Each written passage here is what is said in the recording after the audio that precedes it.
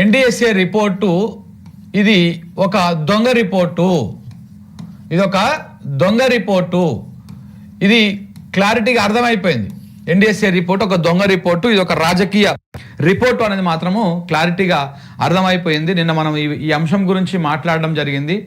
ఏమైందంటే ఎన్డిఎస్ఏ 300 పేజీల రిపోర్ట్ రాసింది. ఆ 300 పేజీలు కూడా మీకు నేను చూపించేటువంటి ప్రయత్నం చేస్తా. కాళేశ్వరము మీద ఈ రాజకీయము భారీ ఎత్తున చేస్తూ ఉన్నారు. ఇటు కాంగ్రెస్ కానీ ఇటు బీజేపీ కానీ వీళ్ళు రాజకీయం చేస్తూ ఉన్నారు.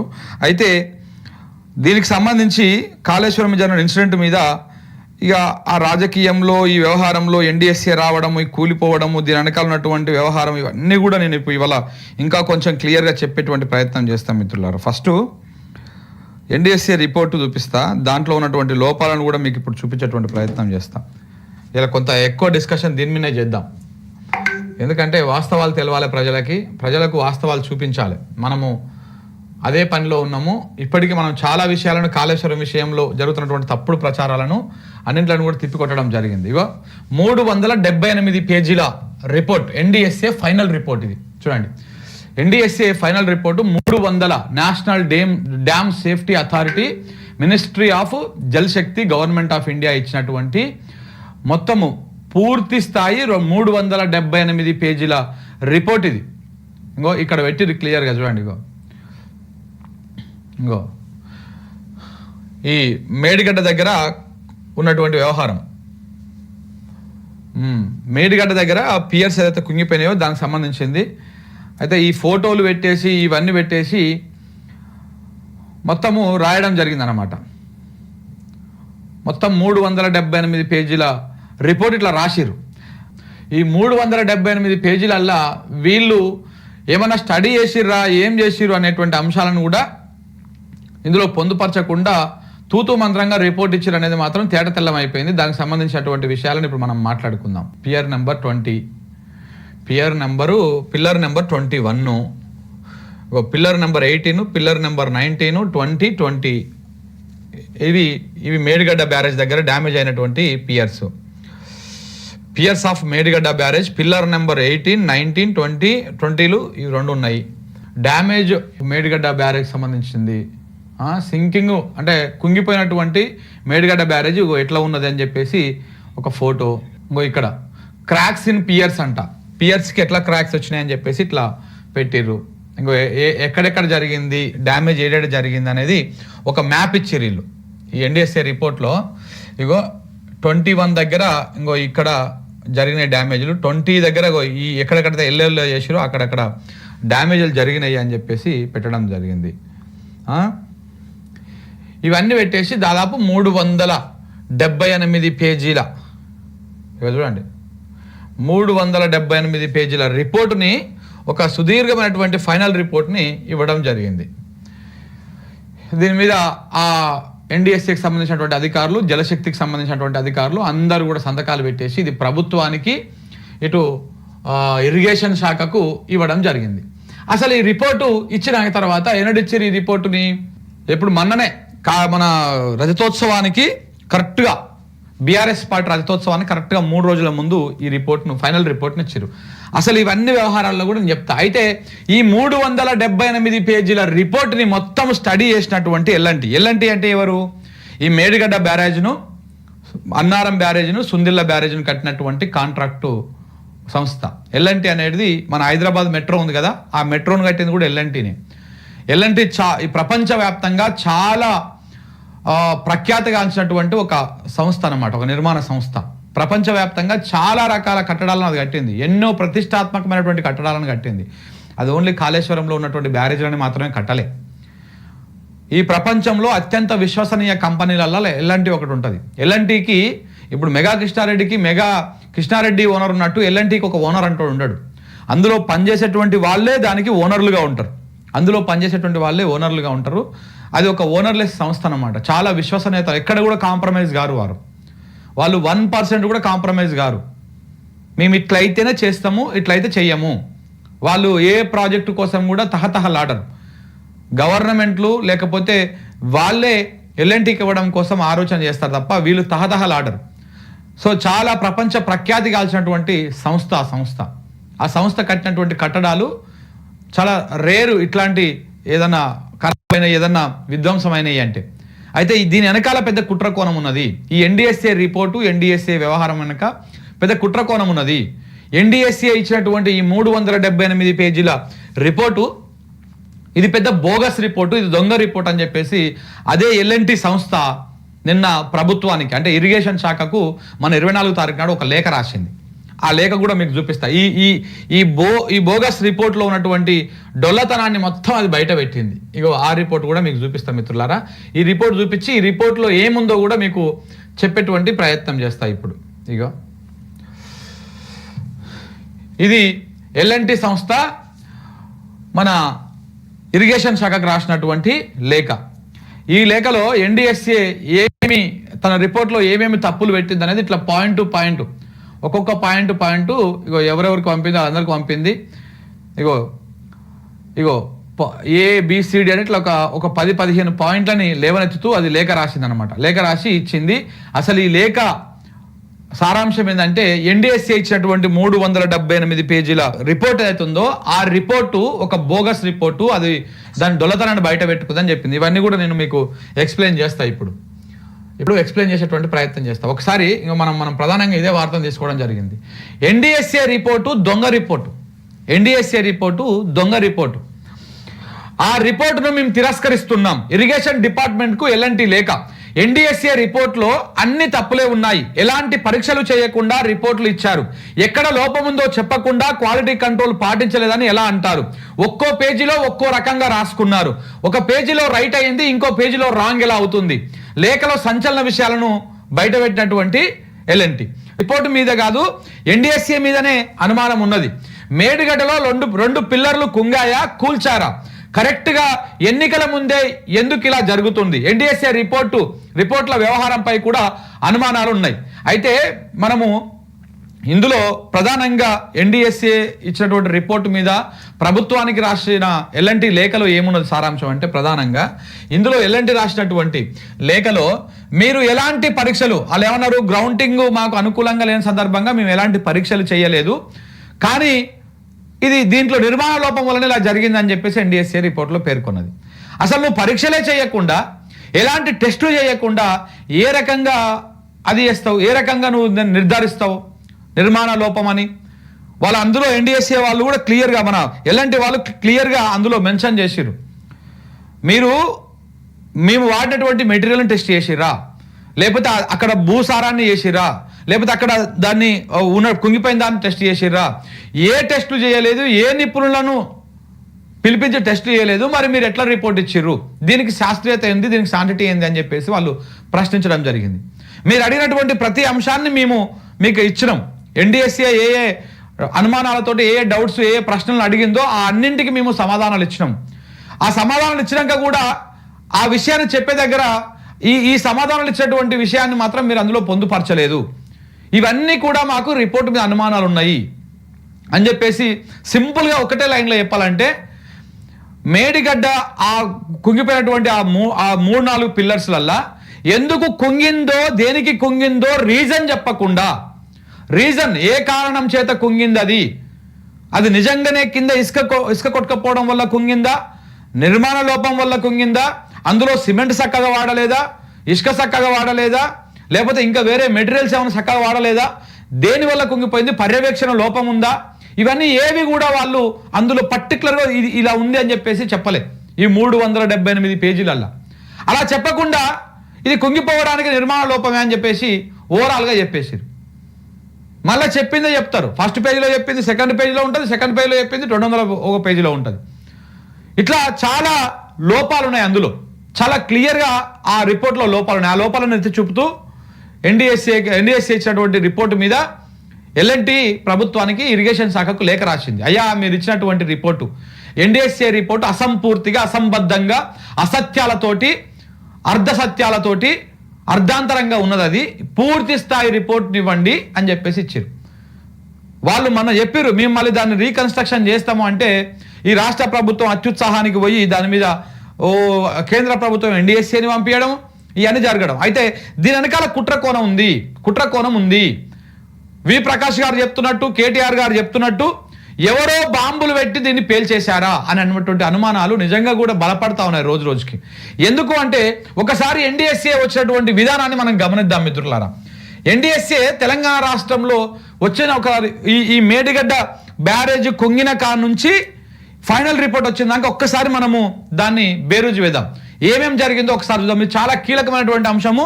ఈ విషయాన్ని 10 మందికి తెలియజేయండి. చాలా కీలకమైనటువంటి అంశం. మేడిగడ్డ ఘటన పైన ఉన్నటువంటి అనుమానాలు. ఈ అనుమానాలు ఏంటివో ఒకసారి మీరు ఇక్కడ చూడండి. మేడిగడ్డ ఘటన పైన రకరకాల అనుమానాలు ఉన్నాయి మనకు ఫస్ట్ నుంచి కూడా. తెలంగాణ ప్రేమికులకు కానీ, తెలంగాణ వాదులకు కానీ, నీళ్ళ మీద ప్రేమ ఉన్నటువంటి వాడికి కానీ, నీళ్ళ మీద ఇంట్రెస్ట్ ఉన్నటువంటి వాళ్ళకి కానీ, తెలంగాణ సోయి ఉన్నటువంటి వాళ్ళకి కానీ మేడిగడ్డ కుంగడం మీద చాలా రకాల అనుమానాలు ఉన్నాయి. ఆ అనుమానాలు ఏంటివి అనేది ఇప్పుడు మీకు నేను నివృత్తి చేయబోతా ఉన్నా. ఫస్ట్ ఎన్నికల కోడ్ మనకు అమల్లోకి వచ్చింది 16వ తారీఖు 10వ నెల ఎన్నికల కోడ్ వచ్చింది. ఎన్నికల కోడ్ వచ్చింది 16వ తారీఖు 10వ నెల 2023 ఎన్నికల కోడ్ అమల్లోకి వచ్చింది. ఈ మేడిగడ్డ బ్యారేజ్ కుంగిపోయింది ఎప్పుడు? మేడిగడ్డలో 2 పియర్స్ కుంగిపోయింది. ఎన్నికల కోడ్ వచ్చిన కరెక్ట్గా 5 రోజులకు పియర్స్ కుంగినాయి. ఎన్నికల కోడ్ వచ్చినటువంటి 5 డేస్కి ఈ ఎన్నో తారీఖు 21వ తారీఖు 10వ నెల 2023 నాడు ఈ 3 పియర్స్ ఏవైతున్నాయో ఇవి కుంగినాయి. అంటే ఎన్నికల కోడ్ వచ్చేసిన తర్వాత ముఖ్యమంత్రికి పూర్తి స్థాయి అధికారాలు ఉండవు, గుర్తుపెట్టుకోండి. అంటే దాని మీద ఏం జరుగుతుంది ఏమవుతుంది అని చెప్పేసి మనం రివ్యూ చేసి దాని అధికారులకు ఆదేశాలు ఇచ్చేంత ఆ పవర్ ఉండదు ఎన్నికల కోడ్ ఒకసారి అమల్లోకి వచ్చిన తర్వాత. ఎలాంటి లావాదేవీల వ్యవహారాలు కానీ కొత్తగా ఎలాంటి పనులు కానీ చేయడానికి ఉండదు. సో కాబట్టి ఎన్నికల కోడ్ వచ్చిన కరెక్ట్ 5 డేస్లోనే మేడిగడ్డ బరాజులో 3 పియర్స్ కుంగినాయి. ఇంకా చూడండి, కుంగినాయి కదా. ఎంట్రే తెల్లారి రోజే ఆ రోజు కుంగిన తెల్లారి రోజే కేంద్ర జలశక్తి మంత్రికి మన ఇక్కడటువంటి మంత్రి గారు, కేంద్ర మంత్రి గారు కిషన్ రెడ్డి గారు లేఖ రాస్తారు. ఎన్నో తారీఖు? 22వ తారీఖు. కిషన్ రెడ్డి లేఖ 22వ తారీఖు నాడు 2023 కిషన్ రెడ్డి మన కిషన్ రెడ్డి లేఖ రాస్తాడు. చాలా అనుమానాలు ఉన్నాయి దీని వెనకాల చూడండి. లేఖ రాస్తాడు 22వ తారీఖు లేఖ రాస్తే 24వ తారీఖు అంటే జస్ట్ 2 రోజులలోనే ఎన్డీఎస్ఏ బ్యారేజ్కి వచ్చేసి 10వ తారీఖు 2023లో ఈ ఎన్డీఎస్ఏ అనేటువంటి నేషనల్ డ్యామ్ సేఫ్టీ అథారిటీ ఇది రాష్ట్రానికి వస్తుంది. రాష్ట్రానికి వచ్చి ఆ డ్యామ్ను పరిశీలిస్తుంది అనమాట. ఎన్నడు వచ్చింది? 22 తారీఖు నాడు లేఖ రాస్తే 24, 25 2 రోజులు.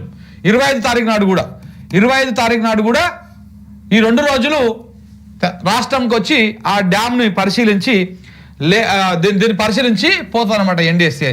పోయి నెక్స్ట్ 24, 25 వచ్చింది కదా, అంటే 26, 27, 28 మళ్ళా ఈ 3 రోజుల టైం తీసుకోవడం అంతే. 3 రోజుల తర్వాత కరెక్ట్గా 3 రోజుల తర్వాత 29వ తారీఖు 10వ నెల 2023న ప్రాథమిక రిపోర్ట్ ఇస్తుంది ఎన్డీఎస్ఏ. ప్రాథమిక రిపోర్ట్ ఇస్తుంది. ఎంత దొంగలు చూడండి వీళ్ళు. వచ్చింది 24 తారీఖు వచ్చింది, 25 తారీఖు వచ్చింది, 29 తారీఖు నాడు కరెక్ట్గా 3 రోజులు సమయం తీసుకొని ఈ 24, 25 వచ్చినప్పుడు కూడా మీరు చూడండి ఆ వచ్చినటువంటి ఎన్డీఎస్ఏ బృందము పాయింట్లు పైకి లేపుకొని కిందికి పోయి పిల్లల దగ్గరికి పోయి చూసింది కాదు. వాళ్ళు ఎట్లొచ్చింది తెలుసా? వాళ్ళు అట్లా ఆకాశంలో హెలికాప్టర్లలో వచ్చేసి డ్యామ్ మీద అట్లా దూరం నుంచి చూసి వెళ్ళిపోయారు. దూరం నుంచే చూసి వెళ్ళిపోయారు ఇటిట. ఏదో అట్లా రావాలి కాబట్టి వచ్చిపోయారు అన్నమాట. 2 రోజులు కిందికి పోయింది లేదు, చూసింది లేదు, ఒక నిపుణులను అడిగింది లేదు.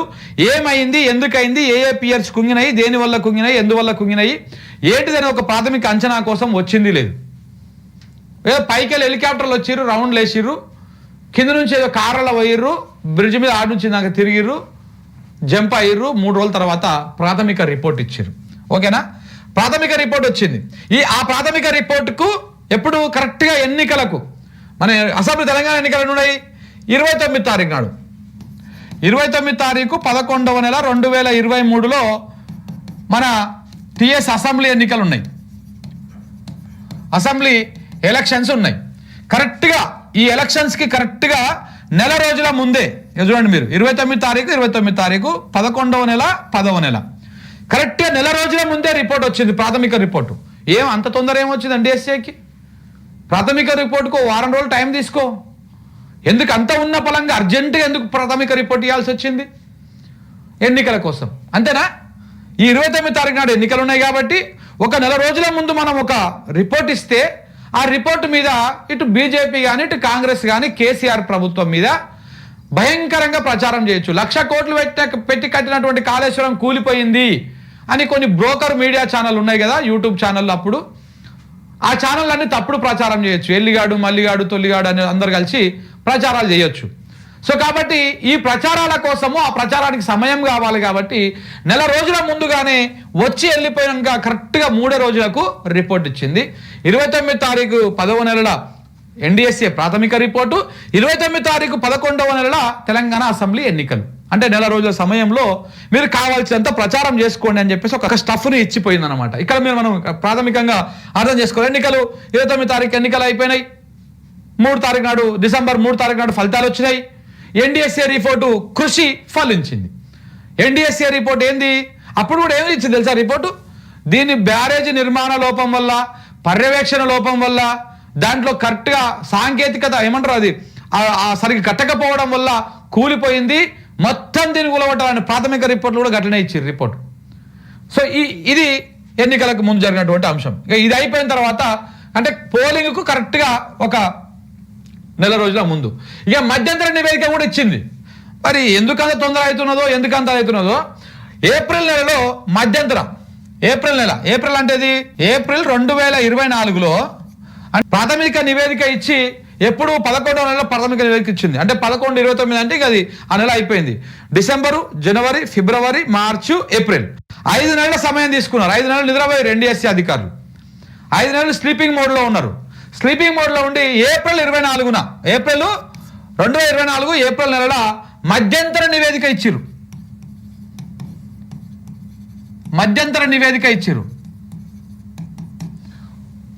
మధ్యంతర రిపోర్ట్ ఇచ్చిరు. ఇదెందుకు? ఎందుకంటే మే నెలల 2024 మే నెలల పార్లమెంట్ ఎన్నికలు ఉన్నాయి కాబట్టి, అంటే లోక్సభ ఎన్నికలు ఉన్నాయి కాబట్టి మధ్యంతర నివేదిక ఇచ్చిన నెల ఏప్రిల్ 2024. పార్లమెంట్ ఎన్నికలకు కరెక్ట్గా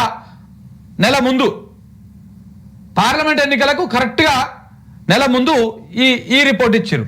ఆ రిపోర్ట్ ఇచ్చిరు. దీనిలో కూడా మళ్ళీ సేమ్ అదే ప్రచారం. ఏది ఏప్రిల్ మే నెలలో వచ్చినటువంటి మే నెల ఎలక్షన్స్, ఏప్రిల్ నెలలో వచ్చినటువంటి ఈ మధ్యంతర నివేదికను పెట్టుకొని మళ్ళా మన మీడియా ఛానళ్ళు ఆంధ్రజ్యోతి, చంద్రజ్యోతి, ఈనాడు, రామోజీరావు, ఆ రావు, ఈ రావులు అందరు కలిసేసి మళ్ళా కాళేశ్వరం కూలిపోయింది, 1,00,000 కోట్లు ఆగమైనాయి, 1,00,000 కోట్లు ఇదైపోయినాయి, ఇవన్నీ అయిపోయినాయి అని చెప్పేసి మళ్ళా వార్తలు రాసిరు. వార్తలు, పేపర్లు, డిస్కషన్లు, గంటల డిస్కషన్. కాళేశ్వరం పనికిరాదని ఓడు, దాన్ని కూలగొట్టాలని ఓడు. అప్పుడు మళ్ళీ మంత్రులు మన వాళ్ళు ఆనిముత్యాలు, కోమటిరెడ్డి వెంకటరెడ్డి ఆనిముత్యం, పొంగులేటి శ్రీనివాసరెడ్డి ఇంకొక ఆనిముత్యం, మన ఉత్తమ్ కుమార్ రెడ్డి ఆనిముత్యాలకే ఆనిముత్యం. ఆ ఉత్తమ్ రెడ్డి మన ముఖ్యమంత్రి గారు, మన అందరికంటే ఎక్కువ ఎగిరెగిరి పడేటువంటి మన పొన్నం ప్రభాకర్ గౌడ్ గారు. ఇట్లా ఈ ఆనిముత్యాలన్నీ ఆడిపోయి ప్రెస్ మీట్లు పెట్టుడు, పవర్ పాయింట్ ప్రజెంటేషన్లు ఇవ్వడు, ఇట్లాంటివన్నీ చేసేసి మళ్ళా లోక్సభ ఎన్నికల్లో లబ్ధి పొందిరు. ఈ NDSA రిపోర్టు పుణ్యాన, ప్రాథమిక NDSA రిపోర్టు పుణ్యాన కాంగ్రెస్ పార్టీకి 64 సీట్లు, బీజేపీ పార్టీకి 8 సీట్లు. దీని రిజల్ట్, ప్రాథమిక రిపోర్టు రిజల్ట్. ఇక మధ్యంతర రిపోర్టు రిజల్ట్ వచ్చేసి బీజేపీకి 8, కాంగ్రెస్ పార్టీకి 8 ఎంపీ సీట్లు. మనకు 17 ఉన్నాయి కదా, 8 పంచుకురు. ఎంఐఎం ఒకటి తీసుకున్నాడు. సో కాబట్టి ఈ మధ్యంతర నివేదిక రిజల్ట్ వచ్చింది. అంటే ప్రతి NDSA రిపోర్టుకు అనుకూలమైనటువంటి ఫలితాలు వస్తూ ఉన్నాయి. సో కాబట్టి NDSA ఆ రకంగా చేసుకుంటూ వచ్చింది. ఇంకా ఇది అయిపోయిన తర్వాత మొన్న ఏమైంది? ఇగో అది అయిపోయింది. మరి మధ్యంతర నివేదిక ఇచ్చి ప్రాథమిక రిపోర్టుకు మధ్యంతర రిపోర్టుకు 5 నెలల సమయం తీసుకుర్రు.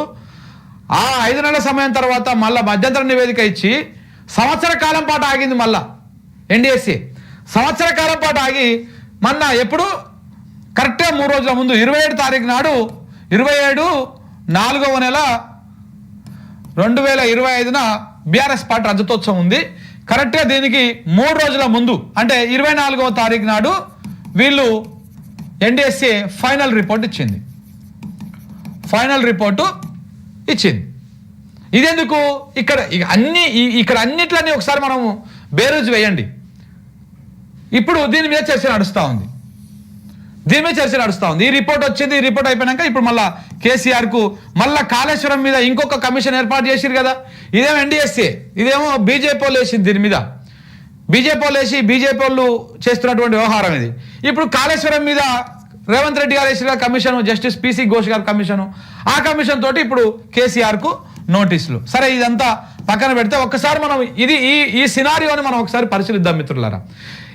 ఇది కుంగిపోయిందా, కూలిపోయిందా, దీన్ని కూల్చిర్రా, మేడిగడ్డ బ్యారేజ్ని దాని కింద 3 పిల్లర్లని కూల్చిర్రా, కుట్ర జరిగిందా అని చెప్పడానికి ఇంతకంటే బెస్ట్ ఎగ్జాంపుల్ కానీ బెస్ట్ అది కానీ ఇంకోటి లేదు. దీని వెనకాల 100కు 100% ఏదో అనుమానాలు ఉన్నాయి. ఈ అనుమానాలని నివృత్తి చేయాల్సినటువంటి బాధ్యత ఇటు బీజేపీ కాంగ్రెస్ ప్రభుత్వాలది. ఒకసారి చూడండి, నీకు ఎన్నికల కోడ్ 16 తారీఖు వస్తుంది. 16 తారీఖు ఎన్నికల కోడ్ వస్తుంది. 21వ తారీఖు నాడు కుంగిపోతుంది ఏది మేడిగడ్డ బ్యారేజు. 22 తారీఖు నాడు వెంటనే కుంగిన వెంటనే నెక్స్ట్ డే రోజే కిషన్ రెడ్డికి ఏం పని లేదు, రెడీగా పేపర్ మీద అన్ని రాసి పెట్టుకున్నాడు ముందుకే. 22 తారీఖు సంతకం పెట్టేసి ఎన్డీఎస్ఏకి ఆ నేషనల్ జలశక్తికి లేఖ రాస్తాడు. ఆ లేఖ రాసినాక వాళ్ళకి ఏం పని లేదు దేశంలో ఒక్క కాళేశ్వరం పని తప్ప ఇంకా ఏ పని లేదు. తక్కువ లేఖ రాయగానే వెంటనే 2 రోజుల గ్యాప్ తీసుకొని 24-25 వచ్చేస్తారు. హెలికాప్టర్లో తిరిగేస్తారు. దాని మీద మేడిగడ్డలో హెలికాప్టర్లో తిరిగి వెళ్ళిపోయి 3 రోజులకు రిపోర్ట్ ఇస్తారు. ఆ రిపోర్ట్ ఇచ్చే నాటి కరెక్ట్గా ఎన్నికలకు 4 రోజుల ముందే రిపోర్ట్ ఇస్తారు, ప్రాథమిక రిపోర్టు. ఎందుకంటే ఇది ప్రచార నష్టం కావాలి కదా. కాళేశ్వరం కూలిపోయిందని ప్రచారం చేయాలి కదా, ఎన్నికల్లో లబ్ధి పొందాలి కదా. దానికోసం మరి ఇచ్చిర్రా. సో ఇట్లా 4 రోజుల ముందే రిపోర్ట్ ఇస్తారు. దాని తర్వాత ఎన్నికలు అయిపోయాక మళ్ళీ ఒక 5 నెలలు ఆగి ఏప్రిల్కు మళ్ళా లోక్సభ ఎన్నికలకు ముందే మధ్యంతర నివేదికను ఇస్తుంది ఈ ఎన్డీఎస్ఏ. ఆ ఎన్నికలు అయిపోయాక సంవత్సర కాలం పాటు ఆగి మన కేసీఆర్ రజతోత్సవ సభ అని చెప్పేసి బీఆర్ఎస్ భారీ బహిరంగ సభ, తెలంగాణ చరిత్రలో, తెలుగు రాష్ట్రాల చరిత్రలో కనివిరిగినంత పెద్ద సభ పెట్టి ఆ కార్యక్రమం చేసుకుంటే కరెక్ట్గా 3 రోజుల ముందు ఈ ఎన్డీఎస్ఏ ఫైనల్ రిపోర్ట్ ఇస్తుంది. దీని వెనకాల ఏదో కుట్ర ఉంది అనడానికి ఇంతకంటే బెస్ట్ ఎగ్జాంపుల్స్ ఏంది? నిజంగానే వి ప్రకాష్ గారు చెప్తున్నట్టు, నిజంగానే కేటీఆర్ గారు చెప్తున్నట్టు, నిజంగానే తెలంగాణ ప్రజలు, తెలంగాణ వాదులు ఆరోపిస్తున్నట్టు, అనుమానాలు వ్యక్తం చేస్తున్నట్టు ఈ బ్యారేజ్ కుంగలేదు, ఈ బ్యారేజ్ బ్లాస్టింగ్ అయ్యింది, ఈ బ్యారేజ్ వెనకాల ఏదో కుట్ర కోణం దాగి ఉన్నది. దాంట్లో ఎలాంటి డౌట్ లేదు, ఎలాంటి అనుమానం లేదు. ప్రజలారా, తెలంగాణ ప్రజలు ఇది అర్థం చేసుకోవాలి. లేకపోతే ఈ సినారియో ఏంది అసలు? ఒకవేళ కుంగింది మరి కేవలము మొత్తం ఎన్ని బ్లాకులు, 7 బ్లాకులు ఉంటే ఒక బ్లాకులో కేవలం 3 పియర్స్ వరకే ఎట్లా కుంగుతాయి? 3 పియర్స్ వరకే ఎట్లా కుంగుతాయి? మిగతా ఎందుకు ఎక్కడ చెక్కు చెరకుండా ఉంటుంది? ఏదైనా ఇసుక కొట్టుకపోతే ఒకటి పర్టికులర్ ప్లేస్లో కొట్టుకపోతుందా? కింద అంతా ఒకదాని తర్వాత ఒకటి వెళ్ళిపోవాలి కదా. అలా కాకుండా ఇక్కడనే ఎందుకు అయ్యింది? ఈ ఎన్డీఎస్ఏకు రాసినటువంటి ఫైనల్ రిపోర్ట్ మీద తెలంగాణ ప్రభుత్వానికి ఎల్ఎన్టీ లేఖ రాసిన తర్వాత ఈ అనుమానాలను వస్తూ ఉన్నాయి. మొదటి నుంచి అనుమానాలు ఉన్నాయి. ఆ అనుమానాలకు బలం చేకూరుస్తూ ఉంది. ఎల్ఎన్టీ సంస్థ ఏం ఆషామాషి సంస్థ కాదు. రేవంత్ రెడ్డి రా అనగానే వచ్చిపోవడానికి, రేవంత్ రెడ్డి పో అనగానే పోవడానికి ఎల్ఎన్టీకి రేవంత్ రెడ్డి లాంటి వాళ్ళు ఎంటికతో సమానం. తీసి అవతల వాడేస్తారు. బ్లాక్ లిస్ట్లో పెట్టమని ఎల్ఎన్టీని బ్లాక్ లిస్ట్లో పెట్టు. అప్పట్లో ఇదే మెగా కృష్ణారెడ్డి మీద, ఇదే మెగా కంపెనీ మీద ఇదే రేవంత్ రెడ్డి 1,00,000 ఆరోపణలు చేసిండు. మళ్ళీ ఇప్పుడు అదే మెగా కృష్ణారెడ్డికి కొడంగల్ లిఫ్ట్ ఇస్తా ఉన్నాడు. మరి అప్పుడు కాళేశ్వరంలో కట్టినప్పుడు ఆయన దొంగ సంస్థ, లంగ సంస్థ అయినప్పుడు ఇప్పుడు నీ కొడంగల్లో కడుతందుకు అది సంసార సంస్థ ఎట్లా అయింది? ఎటుకెళ్ళి అయింది? దీనికి సమాధానం చెప్పాలి. తెలంగాణ ప్రజలు అడుగుతున్నారు. ఇది ఇంకెన్ని రోజులు కాళేశ్వరం మీద కుట్రలు చేస్తారు?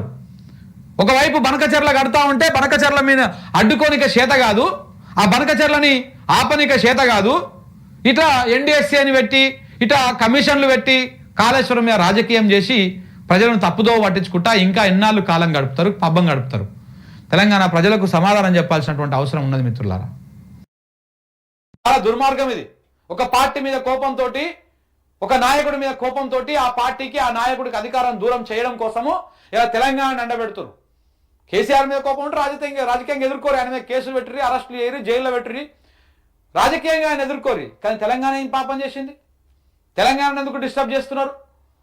తెలంగాణకు నీళ్లు రాకుండా ఎందుకు అడ్డుకుంటున్నారు? మేడిగడ్డను ఎందుకు రిపేర్ చేస్తలేరు? ఎందుకు ఇంకా ఎన్ని రోజులు డ్రామాలు ఆడతారు ఇట్లా? నీ రిపోర్ట్ ఇవ్వడానికి ఇన్ని రోజులు టైం పట్టింది. నిన్న ఆయన ఎవరు అంటాడు, ఎవరు ఆ జ్యూస్ మంత్రి కోమటిరెడ్డి వెంకటరెడ్డి ఎన్డీఎస్ఏ రిపోర్ట్ ఇచ్చింది, అది వనికే రాదు, మేడిగడ్డ వనికి రాదు, మన సుందిల వనికి రాదు, అన్నారం వనికి రాదు, ఏది వనికి రాదు, 3 ఉలగొట్టాల్సిందే అంటాడు. ఒకసారి ఈ 378 పేజీల రిపోర్టు చదివియాలి అనర్గలంగా నిలబెట్టి కోమటిరెడ్డి వెంకటరెడ్డిని, అప్పుడు సిగ్గొస్తుంది. లేకపోతే ఈ మంత్రులను చదివియాలి, లేకపోతే ఎల్ఎన్టీ రాష్ట్రం 3 పేజీల లేఖలను చదవాలి, తెలుస్తుంది. ప్రజలను ఇంకెన్ని రోజులు మోసం చేసుకుంటూ పోతారండి? ఇవి కదా వాస్తవాలు. ఇవి ఇవి ఇవి ఇవి అయిపోయిన కాలం కదా, వీటిని మనం మార్చలేము కదా, మ్యానిపులేట్ చేయలేము కదా. చెప్తున్నా కదా, ఎప్పటికైనా దొంగతనం ఆగదు, బయట పడుతుంది, 100% బయట పడుతుంది.